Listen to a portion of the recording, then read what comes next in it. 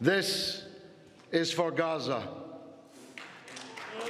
You have paid and you will pay a high price for the role that you have played in enabling, encouraging, and covering for the catastrophe presently going on in occupied Palestine in the Gaza Strip. OK, I can speak now to Roger Casale, who is a former Labour MP in the UK. Roger, welcome. So we just heard George Galloway speaking there. It was a direct attack upon the Labour leader Keir Starmer, who he believes has done nothing to stop this conflict and has basically been tantamount to supporting Israel. Was the war the defining issue, do you think, in this by-election? No, the defining issue was that there wasn't a Labour Party candidate. George Galloway got lucky. And you need luck in politics. And he had the opportunity to win the seat because Labour did not stand a candidate. And Labour, that is the fact that Labour did not stand a candidate is related to the situation in Gaza. But I don't think we should be too concerned about George Galloway. But I do think we need to listen to what the people of Rochdale are saying. I mean, it does appear, though, that he tapped into the Muslim vote. Do you think that's a formula we might see repeated when the general election comes around, MPs trying to do the same thing? I don't think it's just the Muslim vote. I think concern about the situation in Gaza is much wider than just in the Muslim community in the UK. And rightly so.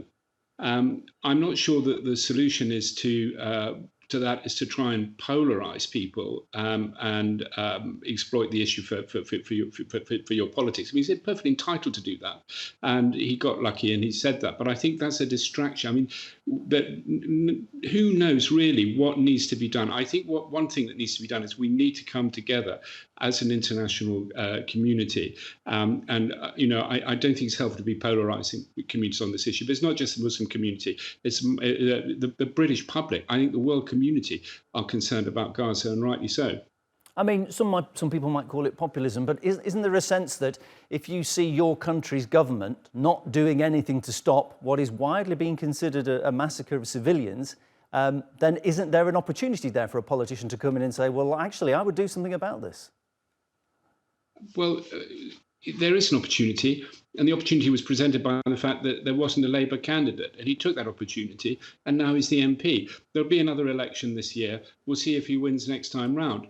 I think George Galloway is not the issue for me. I think the issue is what the people of Rochdale have said, and through George Galloway, they are giving the government and the Labour opposition, everybody, a message, and the message is this needs to be more of a focus, and this is a catastrophe, and it is a catastrophe.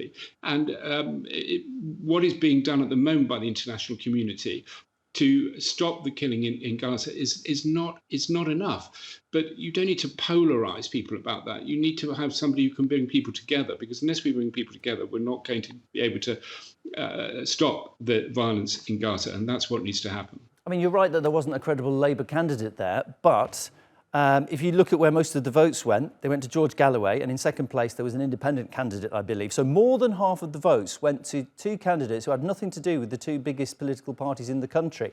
I mean, that's a huge two fingers to Labour and Conservative followers. Is that perhaps an indication that voters are just unhappy with the way things have been done for a long time with the big parties? I don't think it's two things. There wasn't a Labour candidate, and it's a strong Labour seat. We had Tony Lloyd as the MP for many years, who served the community very well.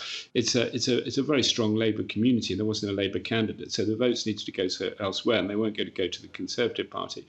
I think it's interesting that they were split between George Galloway, as you said, between an independent candidate, and I think you have got a valid point here about many people feel that what they want to say when it comes to an election and between elections is not necessarily reflected in the traditional parties.